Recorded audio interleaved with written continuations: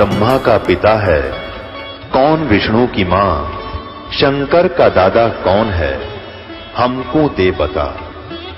ये जानने के लिए कृपया सुनिए। जगत गुरु तत्वदर्शी संत रामपाल जी महाराज के अमृत वचन सर्व पवित्र धर्मों के पवित्र शास्त्रों के आधार पर। जो कुरान है उस सत्र का ज्ञान वो सही है, लेकिन उसमें ना पवित्र गीता में, ना पवित्र वेदों में, ना पवित्र कुरान शरीफ में, ना पवित्र बाइबल में उस पूर्ण परमात्मा की पूर्ण जानकारी नहीं है। उसके लिए ऑप्शन छोड़ रखा है।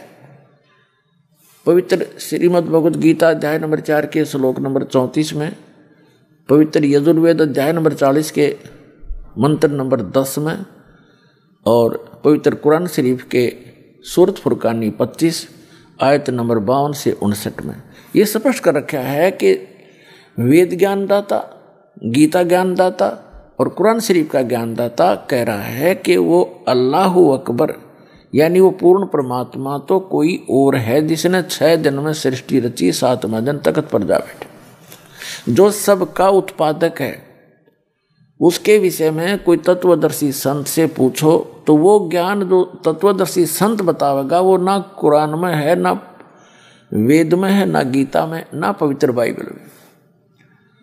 तो वो है कंप्लीट स्पिरिचुअल नॉलेज जो इनके अंदर नहीं है। तो ये जितने भी हैं ग्रंथ ये इनकम्प्लीट ज्ञान रखते हैं और इनका ज्ञानदाता भी इनकम्प्लीट गॉड है, कंप्लीट गॉड नहीं है, पूर्ण परमात्मा नहीं है। इतनी सी बात। तो ये जो अब आपको ज्ञान प्राप्त है उस कंप्लीट गॉड के द्वारा दिया हुआ, पूर्ण परमात्मा के द्वारा दिया गया ज्ञान है। आज दास आपको उनका दिया हुआ ज्ञान एज ए टेप रिकॉर्डर सुना रहा है और उस परमात्मा की कृपा के बिना अन्य इसको समझ नहीं सके। इस दास के समझ में आया। तो अब क्या होगा? अब हजारों वर्षों तक ये ज्ञान चलेगा, पूरे विश्व में शांति होगी। ये माया को इकट्ठी करने की जो दौड़ लग रही है, आग लगी पड़ी है प्रत्येक प्राणी के अंदर, ये इस ज्ञान से शांत होगी।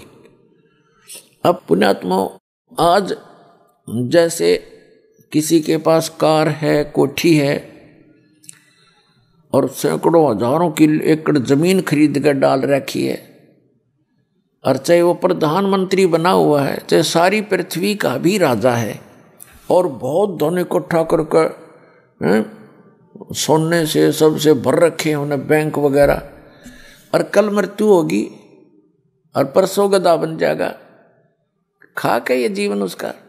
तो बिना ज्ञान के गोबर के भूंड की तरह हम गोबर इकट्ठा करते करते मर जाते हैं, पर सब्र नहीं हमारे। तो इस ज्ञान से सब्र होगा, इस ज्ञान से आत्मा हट जाएगी इससे कि क्या कर रहा हूं मैं, करना क्या चाहिए था, कहां डले ढो रहा हूं, ऐसे अनमोल जीवन को बर्बाद कर रहा हूं। तो ये एक बार पूरे विश्व में अब शांति होगी। सभी जल रहे हैं, किसी को सब्र नहीं और कोई सुखी नहीं।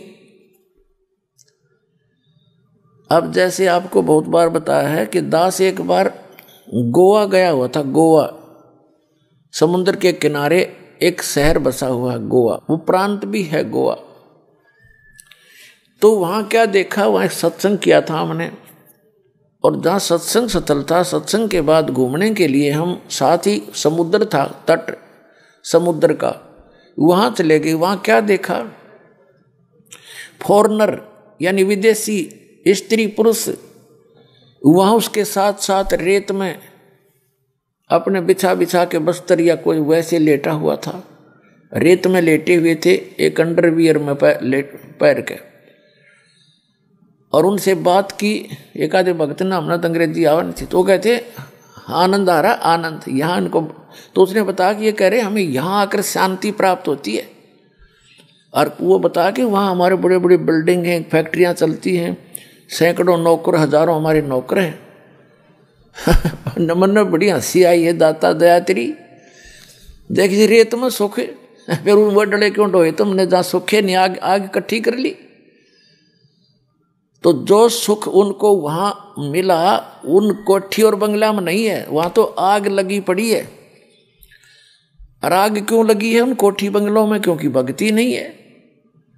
तो पुण्यात्माओं फिर ये बात समझ में आओगी उनके। अभी तो वो वहां छोड़कर यहाँ समुद्र का किनारा आवे सुख प्राप्ति के लिए, और खाक सुख और रेत में के सुख है। 10 मिनट पाछे फिर 2 दिन पीछे फिर उस आग में जलना हो न जा करके।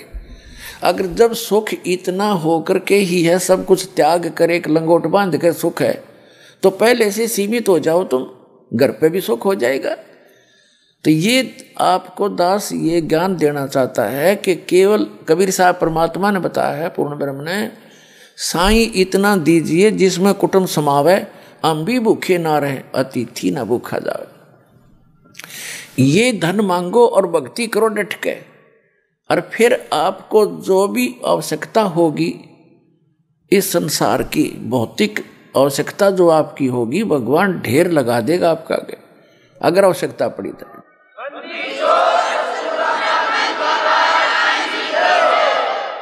अब जो दास कंसेप्ट क्लियर करना चाहता है कि द्रौपदी का चीर बढ़ा, उसको समझाने के लिए आपको ये भूमिका बना रहा है दास। तो क्या होगा कि अब हजारों वर्षों तक ये सत भक्ति, ये यथार्थ भक्ति मंत्र आप जाप करा करोगे, आप चले जाओगे फिर सतलोक में। जो लास्ट के व्यक्ति होंगे, क्योंकि प्रत्येक यहाँ काल की व्यवस्था है, समय आने पर उसमें बुराई घर करना शुरू कर देती है। 1000 वर्ष तक तो ये प्योर चलेगा, और अरबों खरबों की संख्या में भक्त मुक्त होंगे, सब सतलोक चले जाएंगे।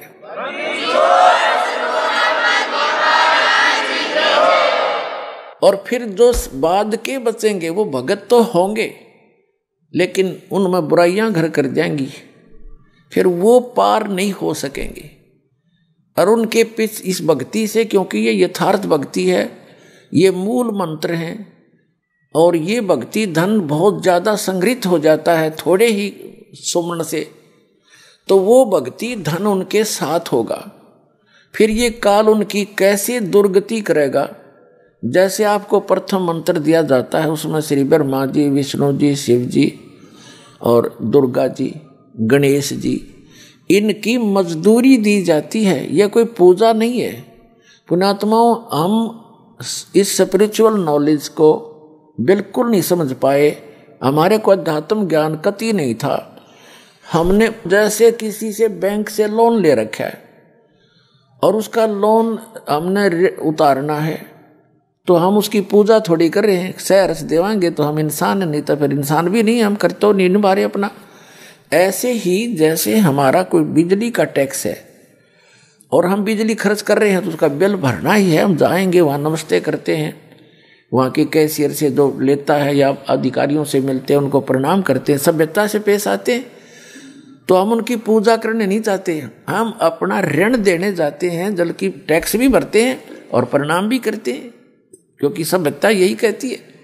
तो इसी प्रकार हम इन ब्रह्मा विष्णु महेश के ये जो हमारे ऊपर ऋण है, क्योंकि इनके लोक में हम रह रहे हैं, ये हमने इस मजदूरी दे देकर इनसे राहत प्राप्त करनी है। ये सिर्फ इतना काम है। और जब हम यहाँ से स्वदेश चलेंगे तो हमारे शरीर में कमल बने हुए हैं।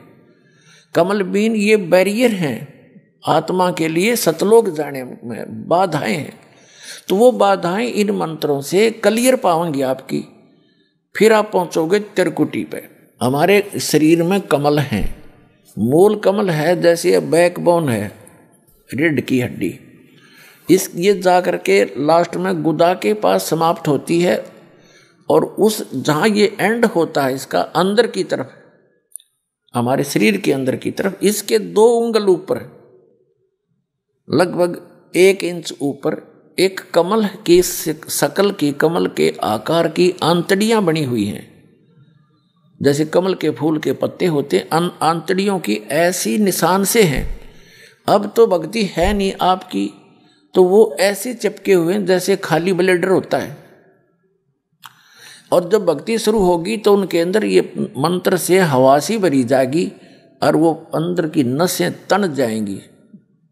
जैसे गाय भैंस का सतन पहुँचने से पहले, यानी उसमें जब दूध प्रवेश नहीं होता तब से पहले वो लटकते रहते हैं, और जब बछड़ा और बच्चा छोड़ा जाता है उसको चूसने की चेष्टा करता है, वो तन जाते हैं, ऐसे तो उनमें दूध आ जाता है, उसी से तनते हैं। तो ऐसे ही वो कमल के आकार की जो छोटी छोटी सी आंतड़ियां हैं, इस भक्ति के मंत्र से वो तन जाती है।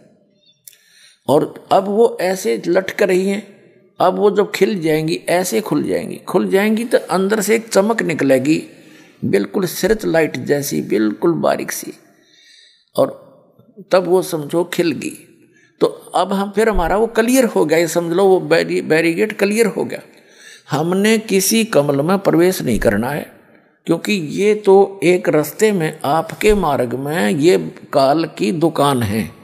इनमें जैसे बालक है, माँ बाप ने भेजा जा बेटा खेत में रोटी देकर आ, रास्ते में कोई मेला है, वो कहीं मदारी रीछ न चाह रहा है, कोई गाने गा रहा है, कोई चाट बेच रहा है, कोई खिलौने बेच है, तो वो बच्चा यदि उन खेलों को देखने लग गया तो वो वही खड़ा रह जाएगा और उस काम से वो नहीं पहुंच पाएगा। तो घर वाले गढ़ेंगे उसने, तो भेजा था कहाँ, वहाँ भूखा मरा, तू यहाँ बकवाद कर रहा। तो इस प्रकार हमने मार्ग में चलते समय उनको नहीं देखना है, अपना जो कर्तव्य है उनका टैक्स क्लियर पाओगा आपका। परमात्मा साथ रहेंगे इस दास के रूप में। जब आप यहाँ से चलोगे आपका अकाउंट कराता चलेगा।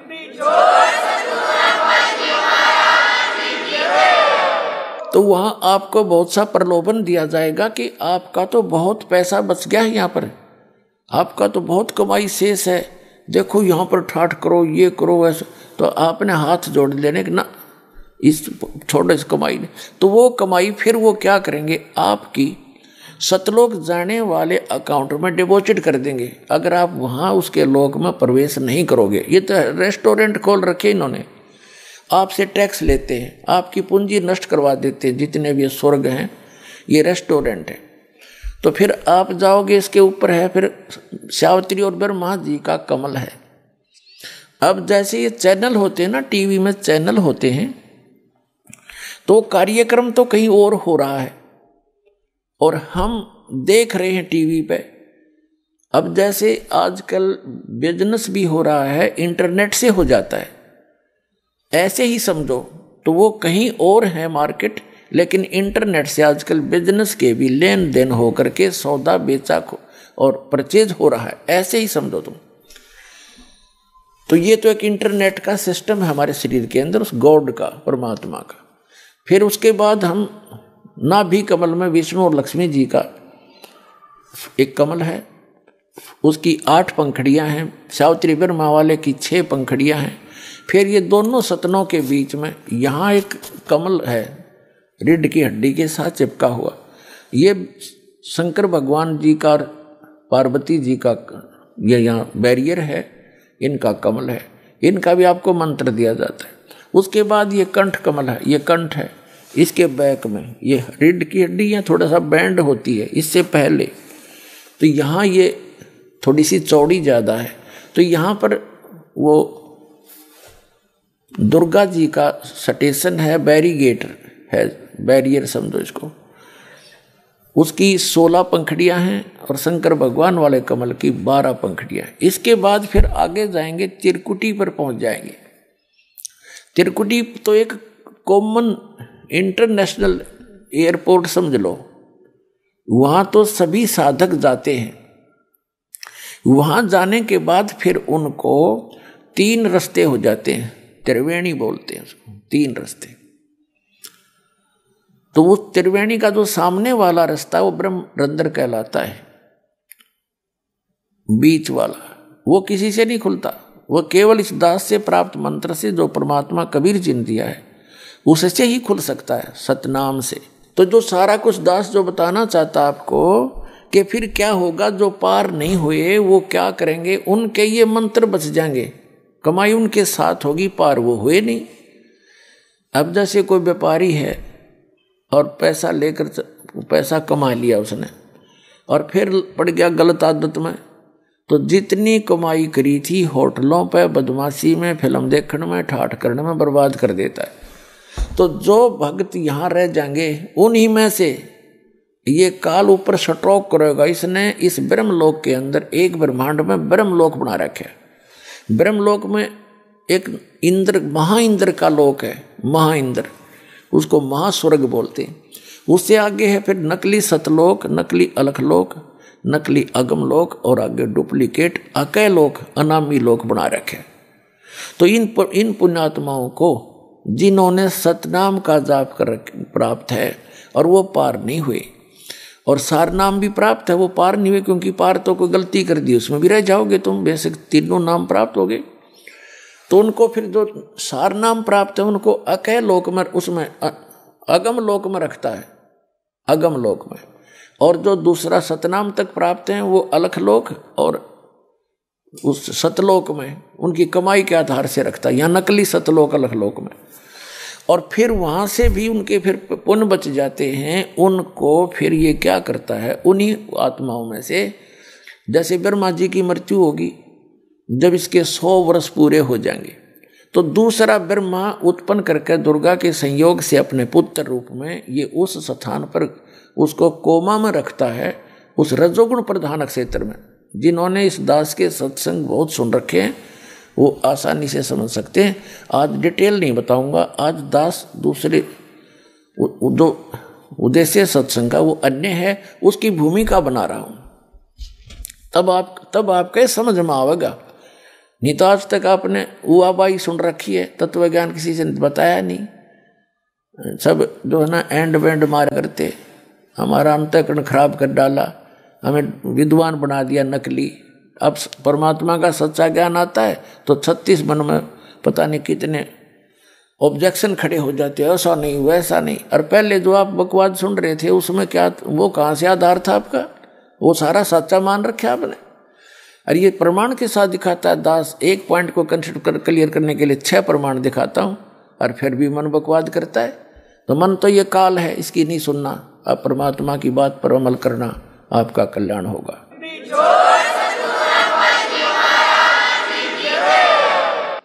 तो फिर ये क्या करता है, जैसे फिर 7 ब्रह्मा की मृत्यु के बाद एक विष्णु जी की मृत्यु होती है, तब उन्हीं पुण्यात्माओं में से जो अब भक्ति करेंगे, ये सही भक्ति कर लेते हैं, इनकी पार होते नहीं, इनके पास भक्ति धन जो का त्यों रह जाता है, उन्हीं में से फिर ये विष्णु जी तैयार करके रखेगा, उसको विष्णु के पद पर रख देगा। फिर 7 विष्णु की मृत्यु के बाद एक शंकर जी की मृत्यु होगी, तमोगुण शंकर की। तो तब तक ये एक और अन्य उन्हीं पुण्यात्माओं में से अपना पुत्र रूप में शंकर तैयार करके रख लेता है। और उन पुण्यात्मा जो वर्तमान में ब्रह्मा विष्णु महेश बने हैं, ये आगे 84 लाख योनियों में चले जाएंगे। उसके बाद फिर ये कहाएंगे स्वर्ग में आएंगे, ये पुण्यात्मा ब्रह्मा विष्णु महेश स्वर्ग में इनके रहे खये जो पुण्य है वहाँ समाप्त करेंगे। उसके बाद पृथ्वी पर आकर ये राजा बनेंगे। ऐसे थोड़ा जल्दी से खत्म होता है, इतना धन इकट्ठा हो रहा है आपका। राजा बनकर फिर ये नरी को वध करेंगे, कहीं शिकार खेल लेंगे, एक दूसरे के राज को हड़प करने के लिए लाखों लोगों को मरवा डालेंगे, मार डालेंगे, और गुटी सूटी लाओगे और नरी बकवाद करेंगे। यानी इनके पुण्य समाप्त होंगे, पाप की वृद्धि शुरू हो जाएगी, और अगले जन्म में ये गधे बना दिए जाएंगे। तो ये पूरा प्रोसेस है इस काल भगवान का। परमात्मा ने दास को अकल दी, बुद्धि दी, और अब आपको चाहता हूं कि मास्टर बना दूं, आप मार ना खाओ, किसी की बहकाई में नहीं आओगे, ऐसा तैयार कर दूंगा यदि विश्वास रखोगे तो फिर क्या होता है, उन्हीं पुण्यात्माओं में से कोई जैसे द्रौपदी बनती है, कोई किसी सत्र पर आती है, कोई कुंती बनती है, अच्छी आत्माएं होती हैं ये। तो ऐसे अब दास जिस स्थान पर आपको लाना चाह रहा था अब पहुंचे हैं। जैसे ये परमात्मा इतना दयालु है, कहते हैं जो जन मेरी शरण है ताका हूँ मैं दासे, गेल गेल लाग्या फिरूं जब तक धरती आकाशे। एक बार भी कोई पुण्यात्मा मेरी शरण में आ गया, मेरा बच्चा बेटा या बेटी, कहता उसको मैं फिर छोड़ूं नहीं, उसके साथ रहूँगा, उसके पीछे पीछे फिरता रहता हूँ जब लग धरती आकाश, यानी जब तक ये कयामत आवेगी या प्रलय होएगी जिसमें पृथ्वी का भी नाश हो जाएगा, तब तक मैं उसके साथ रहूँगा और उसको चाहूँगा, कोशिश करूँगा कि निकल जा जल्दी सी। हम कहाँ गलती खाते रहे, सतयुग त्रेता द्वापर में भक्ति सभी करती है आत्मा, ये तो अभी नास्तिकता पनपगी, जैसे पूरा चीन नास्तिक हो गया, रूस नास्तिक हो गया। और अब भारत का नंबर था, जब ये भक्ति शुरू ना होती 100 वर्ष के बाद भारत भी कंप्लीट नास्तिक हो जाता, क्योंकि इतने नकली पंथ चल पड़े, इनसे लाभ कुछ हो नहीं रहा, सभी थक चुके, ना कोई सुख हुआ, ना आध्यात्मिक लाभ ना भौतिक लाभ होता। तो अब कुछ दिनों में ये सभी नास्तिक हो जाते, कुछ ना रखा भगवान भगवान में।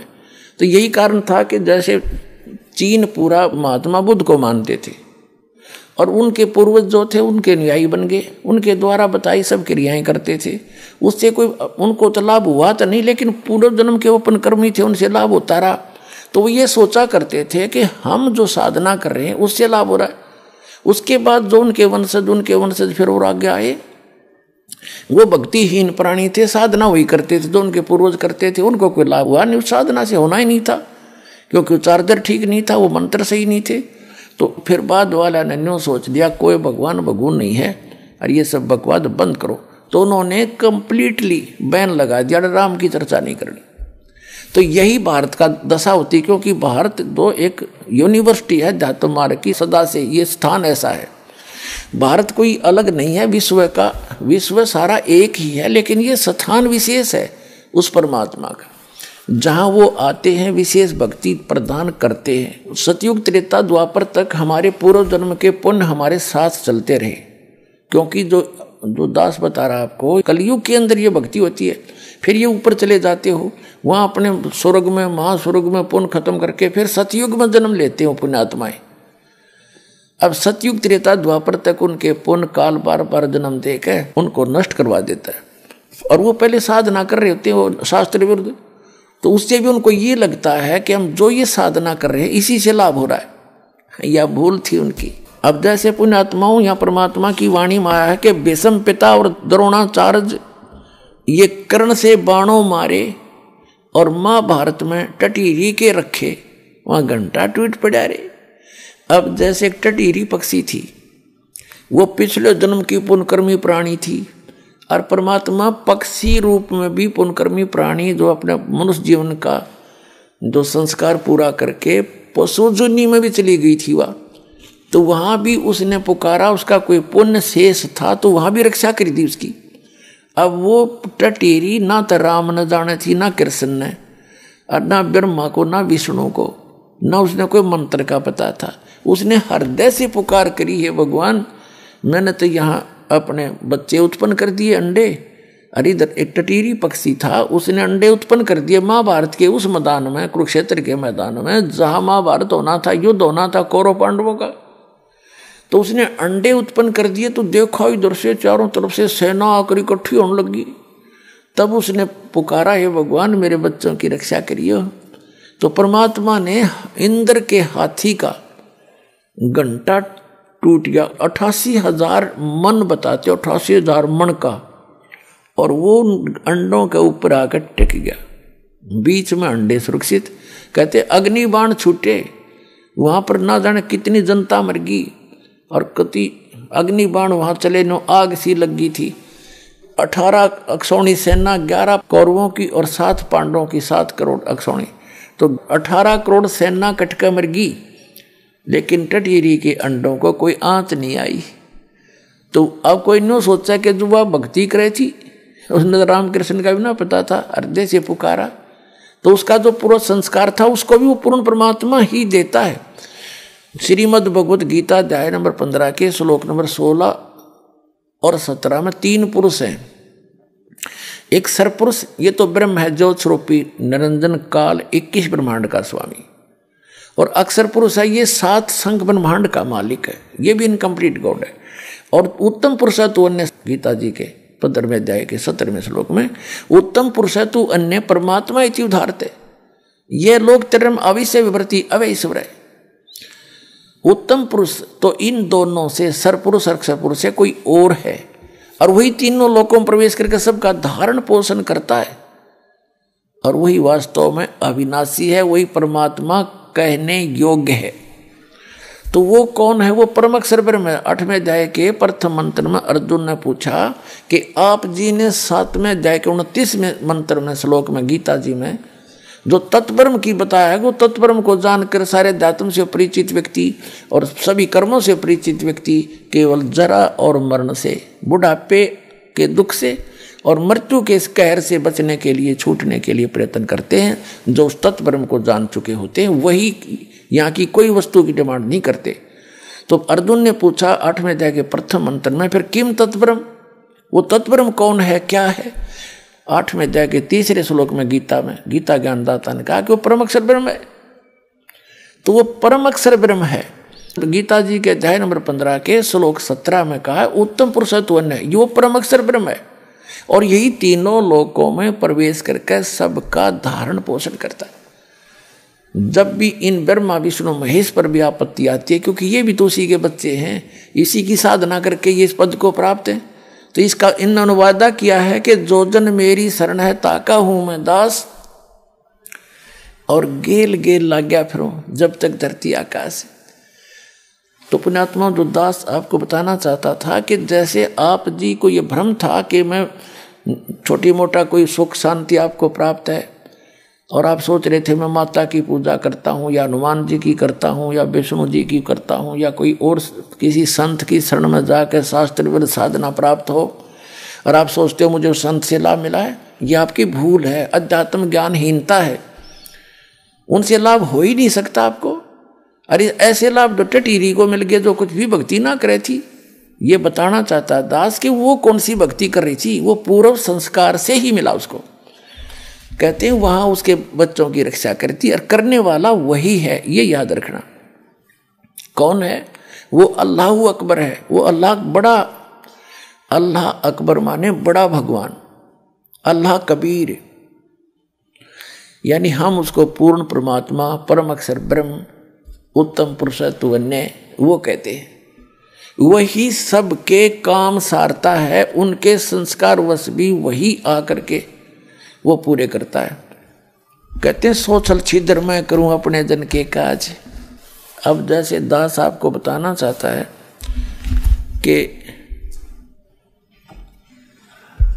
दुर्योधन और दुशासन को द्रौपदी चीर उतारे, अंधे को कोपी दी थी। ये है सुख संवेद जो दास आपको सुनाने जा रहा है, जो परमात्मा से प्राप्त।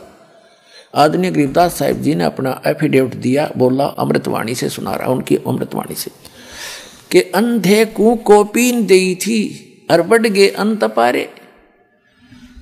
अब ये द्रौपदी कौन? ये भी उसी की बेटी, उस परम अक्षर ब्रह्म की।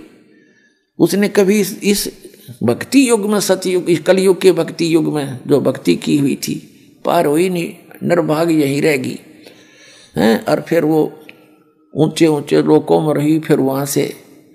अब जैसे दुर्गा जी ने श्राप दिया था ब्रह्मा जी को और गायत्री और पोपवती को, उन्होंने झूठ बोली थी, तो उसके बाद इस काल ने भी इसको श्राप दिया था कि तू द्रौपदी के रूप में जागी और तेरे 5 पति होंगे। जैसे ब्रह्मा जी को तो श्राप दे दिया था दुर्गा ने कि तेरी पूजा जग में नहीं होगी और तेरे जितने भी अनुयायी होंगे उनको अध्यात्म ज्ञान तो होगा नहीं, लोग उनको ब्राह्मण पंडित समझा करेंगे और वो लोग दुनिया को ठग ठग खावेंगे, अपना क्रम बिगाड़ेंगे और तेरे जैसे झूठे होंगे। ब्रह्मा जी ने एक झूठ बोल दी थी कि मुझे भगवान मिल गया। उसकी गवाही दे दी थी गायत्री और पोपवती, 2 लड़कियों ने। तो गायत्री को श्राप दिया था कि तू गाय के रूप में जन्म लेगी और तेरे कई सांड पति होंगे, कई बैल पति होंगे। पोपवती को दिया था श्राप कि तू एक गंदी स्थान पर उत्पन्न होने वाली जड़ी बूटी बनेगी। तो फिर उसने श्राप दिया ब्रह्म ने, काल ने, कि तूने इनको श्राप दिया है तो अब मैं तुझे श्राप दूंगा। तू कौन होती है मेरे इस विधान में भंग डालने वाली?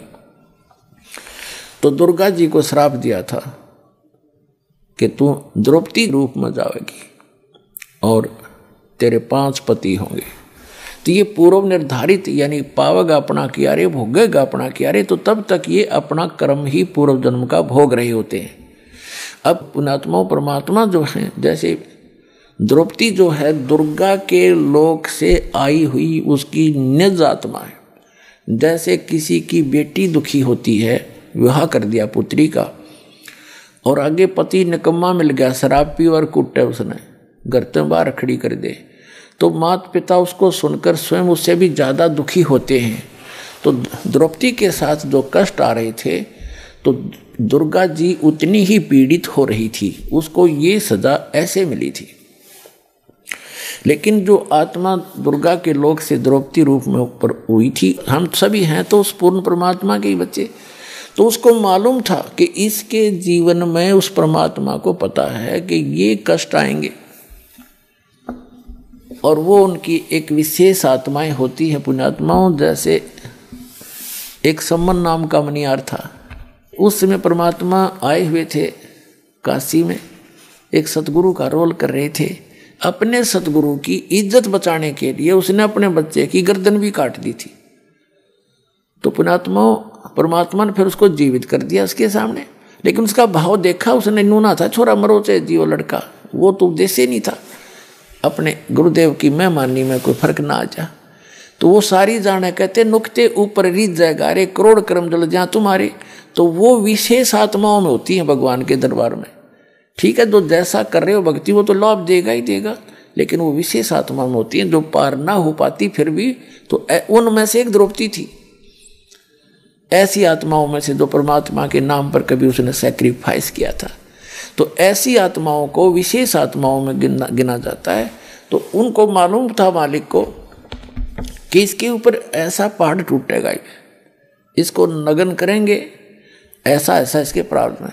उससे पहले ही उससे ऐसा पुण्य करवा दिया। एक अंधा महात्मा था, और वो क्योंकि परमात्मा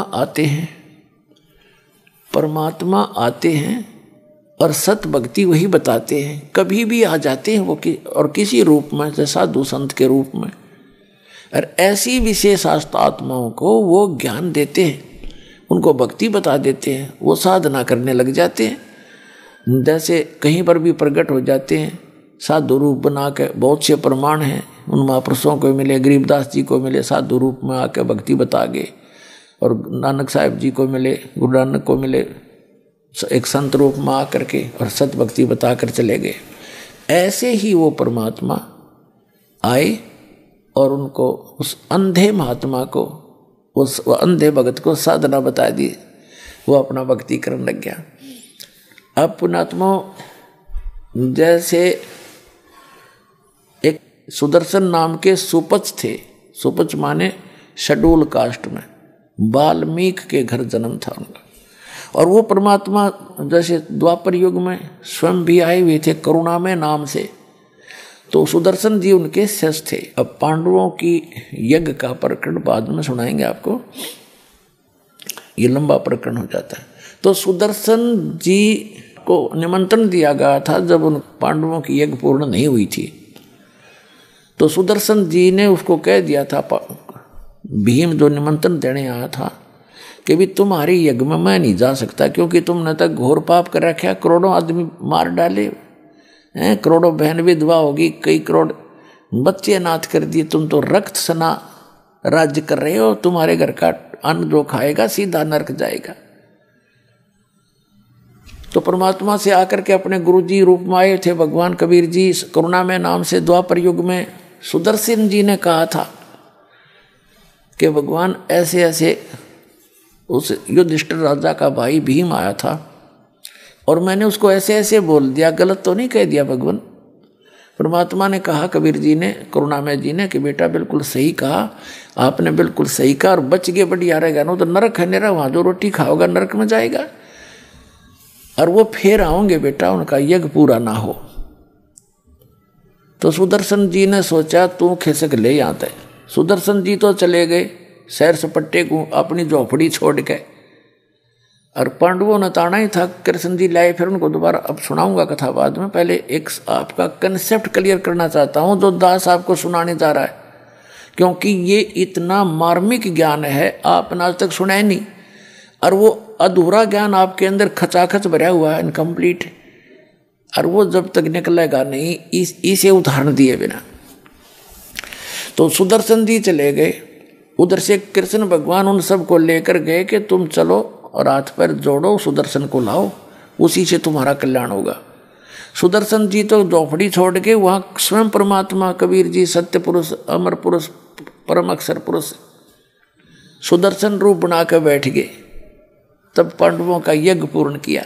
नाम सुदर्शन का, कहते करे करावे साइया मन में लहर उठा, दादू सरदर जीव की आप बगल हो जा। तो उसको महिमा की भूख नहीं मालिक को, वो तो समर्थ है। और महिमा बनी सुदर्शन की, काम किया खुद दाता ने। ऐसे ही समझो वो जो अंधा महात्मा था भक्त, वो परमात्मा आते हैं, जैसे करुणा में रूप में भी आए हुए थे, तो उनसे मिले, उनको ज्ञान दिया। उस भक्ति से वो अपनी भक्ति कर रहा था, सत भक्ति कर रहा था अंधा महात्मा। तो वो किसी कारणवश अंधा महात्मा तो कहीं और चला गया। उधर से परमात्मा को मालूम था कि द्रौपदी का विवाह होने वाला है और ये चली जाएगी, फिर यहाँ इसको मेल हो नहीं पाएगा, कोई आगे समस्या पैदा हो जाएगी। ये राजा लोग इसे खतरनाक होते हैं और फिर शायद व्यवस्था ना बने इस बेटी को कोई भक्ति भाव की। और वो श्री कृष्ण जी को अपना गुरु मान बैठी थी। आगे चल के विवाह होने के बाद उसने श्री कृष्ण जी को अपना गुरु बना लिया। उससे पहले, विवाह से पहले की बात है, तो राजा द्रौपद ने गंगा के किनारे पर, गंगा दरिया के किनारे पर एक लेडीज घाट बना रखा था। और वहाँ उस द्रौपदी हजारों सहेलियों के साथ, सैकड़ों सहेलियों के साथ प्रतिदिन मुंह अंधेरे वक़्त से उठकर स्नान करने जाया करते थे। उस क्षेत्र में जेंट्स का जाना अलाउड नहीं था। अब वहाँ वो महात्मा, अंधे महात्मा का रूप बनाकर स्वयं परमेश्वर वहाँ चले गए। एक लंगोट था, तन पर बांध रखा था। वो महात्मा ऐसे ही बांधा करता था और वहाँ आसपास वो वेल नोन था, सभी जानते थे त्यागी ब्रागी महात्मा है। और लेकिन वो जंगल में अधिक रहता है, जल्दी मनुष्यों के रूबरू बहुत कम होता है। तो वो उस महात्मा का रूप बना के परमात्मा, और उनके गंगा का पर जो घाट बना हुआ था बहनों का नहाने का, उससे डाउन स्ट्रीम में जिधर जल जा रहा था बहता हुआ दरिया का, उससे लगभग 200-300 फुट पर वो स्नान करने लगा दरिया में बढ़कर घाट से बाहर। उनका लंगोट टूट गया। उनका लंगोट जो एक बांध रखा था, कोपीन बोलते, एक लंगोट ही बांधते पर्दे पर, उसको कोपीन कहते हैं। ओनली 6-7 इंच चौड़ी वो एक पट्टी सी होती है। और कमर के ऊपर जैसे बेल्ट बांधते हैं ऐसे एक धागा बांध लेते हैं, वो डोर के उसको आगे पीछे लपेट लेते हैं। That's all. तो वो संत, वो लीला देखो, दास अब उसको अंधा महात्मा ही कहेगा क्योंकि मालिक उसका रोल, जैसे हम सुदर्शन को ही महिमा देते हैं तो अब भी उस अंधे महात्मा के ही रोल में मालिक रोल कर रहे थे, ऐसा ही बताएंगे। तो अंधा महात्मा स्नान कर रहा था और उसकी लंगोट टूट गया। पहले तो किनारे पर थोड़ा सा खड़ा था, नहा रहा था, फिर उसने देखा लड़कियां आ रही थी, सुबह का समय था, लड़कियां चलती हैं तो बोलती बतलाती, कोई कोई चर्चा करती हैं, सैकड़ों की संख्या में, तो दूर तक आवाज़ जा रही थी।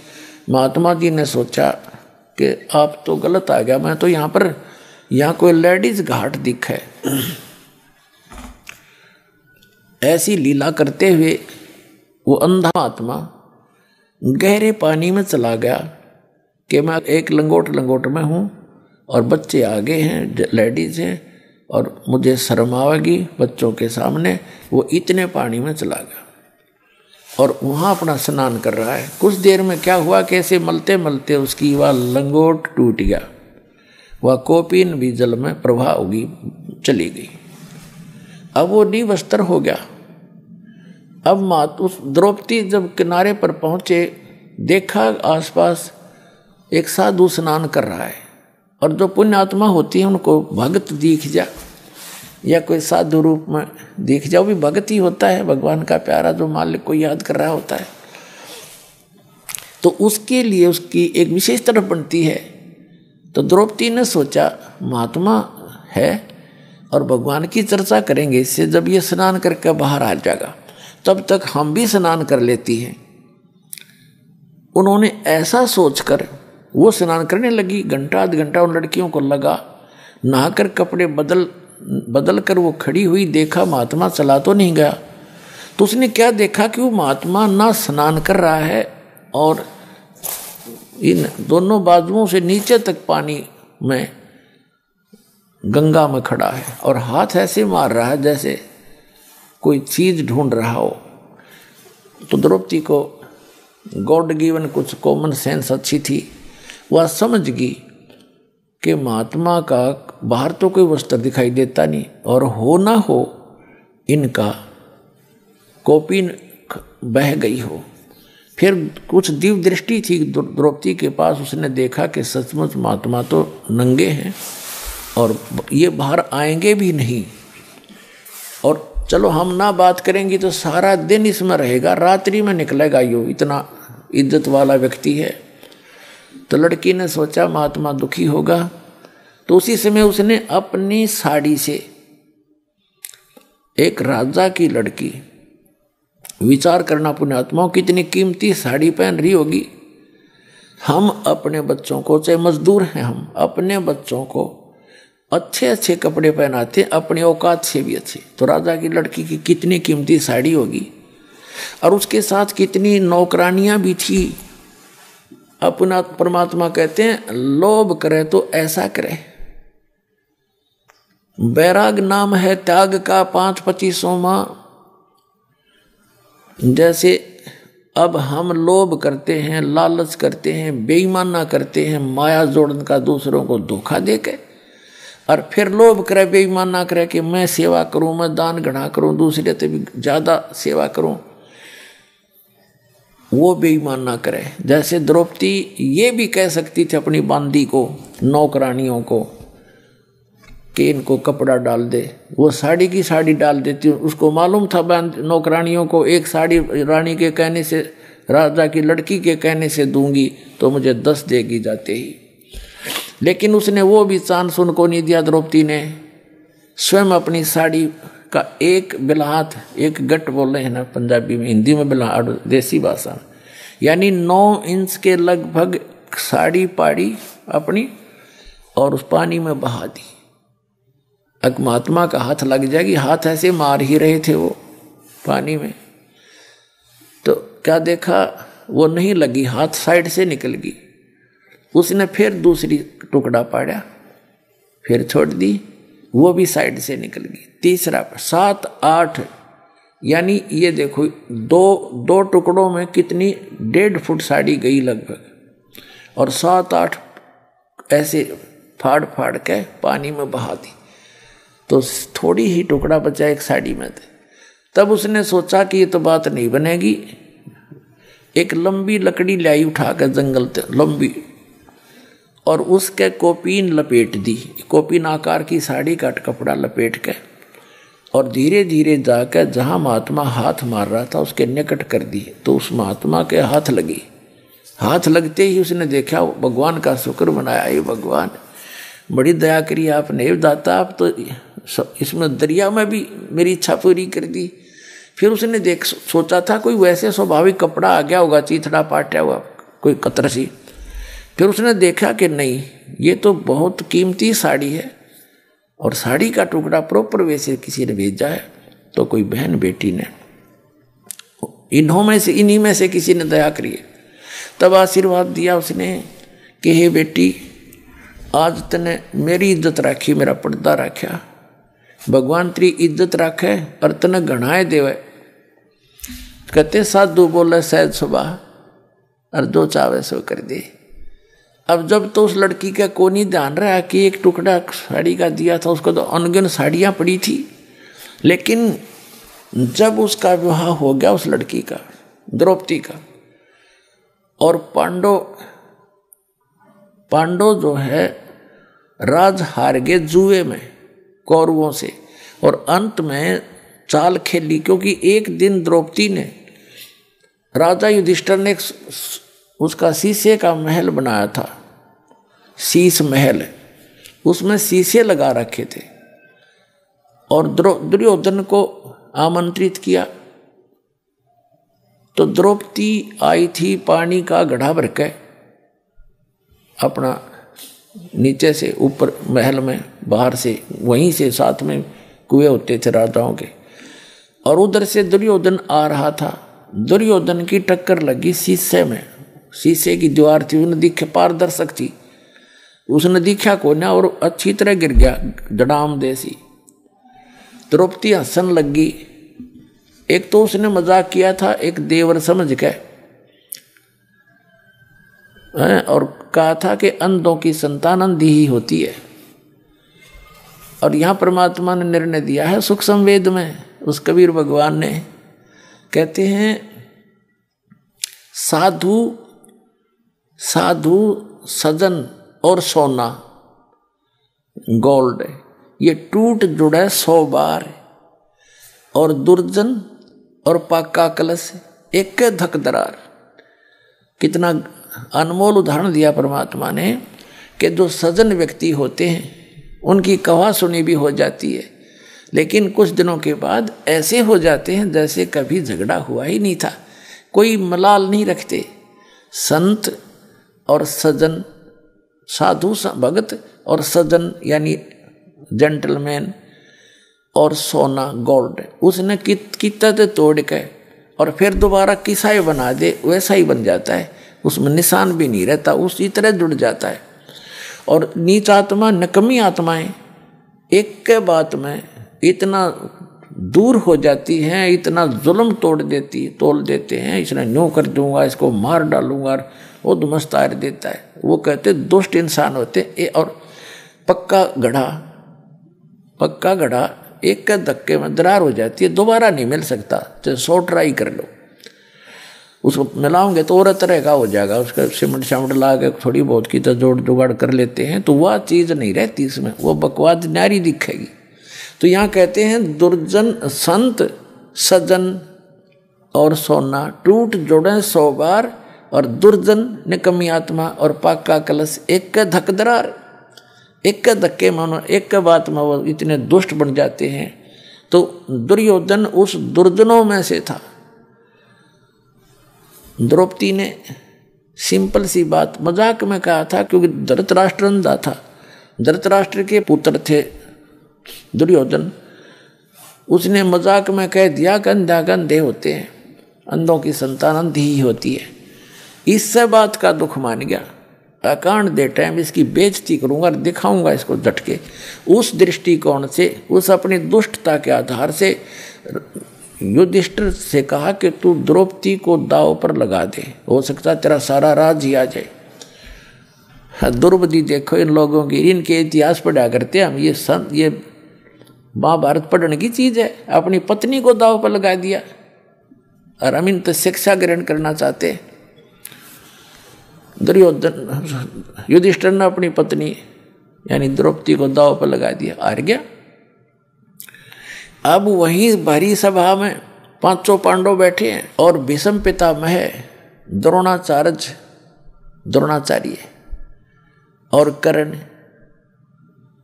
ये 3 ऐसे महापुरुष थे, इनके मुकाबले में वहाँ कोई इतना योद्धा नहीं था तीनों के। और भीष्म पितामह तो उनका जो दादा था, और द्रोणाचार्य उनके गुरु, और कर्ण भी योद्धा वहाँ बैठे। विदुर बैठा, दुर्योधन का चाचा, पांडवों का 2 चाचा था, और 500 पांडव बैठे। एक बांदी ने जाकर बताया द्रौपदी को कि द्रौपदी आज तेरी इज्जत उतारेगा दुर्योधन, तुझे नग्न करेगा भरी सभा में, और तेरे को राजा युधिष्ठिर ने जुए में हरा दिया, तो वो हार गए, तेरे को दाव में लगा दिया था। तो द्रौपदी ने पूछा कि सभा में कौन कौन बैठे हैं, कि भीष्म पितामह, द्रोणाचार्य, कर्ण, चाचा विदुर, और साथ में तेरे 500 पति विराजमान हैं, और 101 वो भाई बैठे हैं। दुर्योधन और भी बैठे। तो द्रौपदी कहने लगी इतनी सभा में ऐसी गलती होती है, वहाँ इतने आदमी बैठे हों तो कैसे ऐसी बकवास कैसे कर दिया दुर्योधन, नकम्मी क्या बात करी। इतने में दुर्योधन ने भेजा दुशासन अपना भाई खिला पकड़ के उसको, द्रौपदी को ला पकड़ के जाके उसको द्रौपदी से कहा कि चल आज दिखाएंगे तेरे को हम अंधों की संतान अंधी हैं या आंखों वाली। पकड़ के बाल और घसीट के लाया द्रौपदी को, रोती चिल्लाती रही, वहां लाके खड़ा कर दिया। दुर्योधन ने कहा दुशासन हम तो अंधों की संतान हैं, अंधे हैं, हमें कुछ दिखाई देता नहीं, इसको निवस्त्र कर दे, इसकी साड़ी उतार दे। अब जो ही दुशासन उसके साड़ी उतारने के लिए आगे बढ़ा तो उसने पहले तो देखा अपने 500 पतियों की ओर। उसने ये सोचा था कि ये देख लेंगे क्या, अब इनको धमका देंगे, लेकिन उन्होंने नीची गर्दन कर ली क्योंकि वो हार चुके थे, वो भी बंध गए थे वचन से। फिर उसने देखा भीष्म पितामह द्रोणाचार्य की ओर, उन्होंने भी कोई उत्तर नहीं दिया, नीची गर्दन कर ली, क्योंकि वो भी उस गंदे अन्न को खाकर, युधिष्ठिर के अन्न को खाकर उनकी आत्मा मलिन हो गई थी। तब उस समय जब वो साड़ी उतार रहा था और परमात्मा बढ़ा रहा था, उस समय क्या हुआ कि एक था वहां भगत बीज विदुर खड़ा हुआ। विदुर ने खड़ा होकर कहा कि रे दुर्योधन, तुम किसकी इज्जत उतार रहे हो भले व्यक्ति, तुम चाचे ताऊ और तुम्हारी बहू, दुनिया तुम्हें थूकेगी, धिक्कारेगी तुम्हें, तुम क्या कर रहे हो, कुछ तो अकल तक काम ले ए भले पुरुष। कहते हैं सूक्ष्म वेद में आदरणीय गरीबदास साहिब जी ने बताया है कि विदुर कहे ये बंधु थारा और एक कुल एक परिवार। विदुर के मुख पर लगा थपेड़ा कि तू तो है पांडवों का चेहरा, तू तो है बांदी का जाया। और भीष्म कर्ण और द्रोण मुस्काया। अब देखो कितना निर्णायक ज्ञान दिया है सूक्ष्म वेद के अंदर, जो गॉड गिवन है, कंप्लीट पूर्ण परमात्मा का दिया हुआ, complete God given, complete spiritual knowledge. इसमें गरीबदास साहिब जी ने बताया है कि सूक्ष्म वेद में प्रमाण दिया है कि एक व्यक्ति था उस सभा में, उस पंचायत में, जो पंचायती होना चाहिए। पंचायती अगर कहीं पंचायत में गया है और सत्य की बात कहे, न्याय की बात कहे, कोई नाराज रहे चाहे राजी रहे, उसकी बात को नहीं मानता है तो पंचायत छोड़कर चला जाना चाहिए, वहाँ रहने में भी दोषी हो जाता है। तो विदुर ने जब न्याय की बात की, एक था वहाँ पंचायती, उसने खड़ा होकर कहा, अरे विदुर कहे ये बंधु तुम्हारा भाई बंध है और एक के कुल तुम्हारा एक ही परिवार है। विदुर के मुख पर लगा थपेड़ा, दुशासन ने थप्पड़ मारा अपने चाचा के, और तू तो है इन पांडवों का चमचा, तो इनका इनने की तरफ बोलता हमेशा ही। कहते हैं तू तो है बांदी का जाया, क्योंकि विदुर की उत्पत्ति एक बांदी से हुई थी। तो उस बात पर जब दुशासन ने ये कहा कि तू तो है बांदी का जाया, भीष्म द्रोण और कर्ण मुस्काया। वो तीनों योद्धा भीष्म पितामह द्रोणाचार्य और कर्ण कहते हैं दांतरे काटे, दांतरे हंसे, जबकि उनको खड़ा होकर कहना चाहिए था निकम्मे, खबरदार जब तेने तेरा अपने चाचा का हाथ लगा दिया, तेरे जैसा दुष्ट नहीं, निकम्मी आत्मा, और सभा छोड़ देनी चाहिए थी। कहते वो हंसे इस बात पर जब उन्होंने न्यों कहा तू तो बंदी से उत्पन्न है ना, तेरी तो ऐसी ही गुलामों वाली ही व्यक्ति है और तो इनका चमचा है। इस बात पर वह तीनों हंसे, जबकि गुरु पद पर बैठा व्यक्ति हंस रहा इस बात पर। धिक्कार। अरे इन इतिहासों को पढ़ा करते हमारी से हम अपना कल्याण चाहते थे और समाज सुधार चाहते थे। तो कहते हैं जब द्रौपदी ने देखा, विदुर चला गया उठ के, अब द्रौपदी ने देखा ये तीनों हंस रहे इस बात पर। अपनात्माओं, जो आज दास ने कथा सुनाई थी गज और गरा की, हाथी और मगरमच्छ की। जब तक उन्होंने अपने अंगे का प्रयोग किया वह दुखी रहे, और जब उन्होंने मालिक याद किया तो फैसला हो गया उनका। तो हम जब तक अपनी बकवादों में अपना अंगा प्रयोग करेंगे मालिक दूर रहे से, और जब हम उस मालिक को याद करेंगे, यहाँ संसारिक साथी तरह कोई आपका कोई साथ नहीं देगा। आप देख लेना, हमने तो खूब आजमा रखा है। जब हम मालिक की शरण में आते हैं तो उसी को पुकारें। जब द्रौपदी ने जब सारे उसके देख लिया कि कोई भी संसारिक सहयोग तुझे नहीं मिल रहा है, तब मालिक याद आया। अब देखो आपत्ति में सब पुकारे हैं, सब ने पहले माँ बाप ने याद करें, फिर हे भगवान बचाइए, लेकिन उनकी पुकार नहीं सुनी जाती क्योंकि उनके पूर्व जन्म का कोई संस्कार नहीं होता। अब वो एक बिलात 1 9 इंच का दिया हुआ कोपीन का कपड़ा कुपात्र को दिया हुआ दान भी विफल होता है। तो सुपात्र को दिया हुआ वो नेसेसिटी थी उसकी, जैसे मेरे साधु आंड हैं और कपड़े मांगते हैं और सामने बेच कर दारू पी लें, ऐसे दुष्टों को दिया हुआ तो यूजलेस है वो। तो ऐसे स्थान पर दिया हुआ पैसा उसको टुकड़ा अब कहाँ काम आया। जैसे द्रौपदी ने वहाँ से पुकारा, उसकी आत्मा की पुकार गई ऊपर धर्मराज के दरबार में। ऑटोमेटिक सिस्टम है यहाँ का।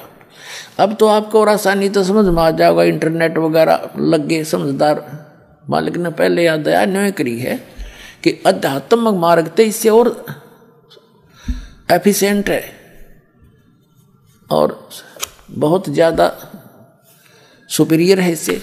तो यहाँ से पुकार गई ऊपर, एकदम वहाँ घंटी बजती है ज़बरदस्त। जब जिसी पर आपत्ति आती है, धर्मराज ऑटोमेटिकली उस आत्मा का अकाउंट खुल जाता है और धर्मराज उस पर ध्यान जाता है कि इस लड़की पर ये आपत्ति आई, इस आत्मा पर, तो वो ये देखता है इसका कोई ऐसा संस्कार है जिससे मैं इसकी मदद करवा सकता हूँ। तो उसने क्या देखा कि ये एक अंधे महात्मा को कपड़ा दिया है लड़की ने, और उसका फिर बेनिफिट देखा उसी में कंप्यूटर में, उसमें देखा इसमें तो कितना ही दिया जा सकता है। तो वहां से रिफ्लेक्ट होकर वो उसकी पुकार कहाँ आती है। जैसे श्री कृष्ण रूप में उनके गुरुजी थे द्रौपदी के, श्री कृष्ण जी। श्री कृष्ण जी तो द्वारका में अपनी पत्नी रुक्मणी के साथ वहाँ शतरंज खेल रहे हैं, और वहाँ से वो रिफ्लेक्टेड आई पुकार शक्ति। श्री कृष्ण जी पासे डालना चाहा, जैसे शतरंज खेलते हैं ना, पासे होते हैं इनके, और उसमें बोलते हैं पासे डाल के, कोई पौ 12, कोई कच्चे 11, पक्के 12, पक्के 18, ऐसे। तो जो ही श्री कृष्ण जी ने पासे डाले, एकदम हाथ उसका ऐसे होगा आशीर्वाद की तरह।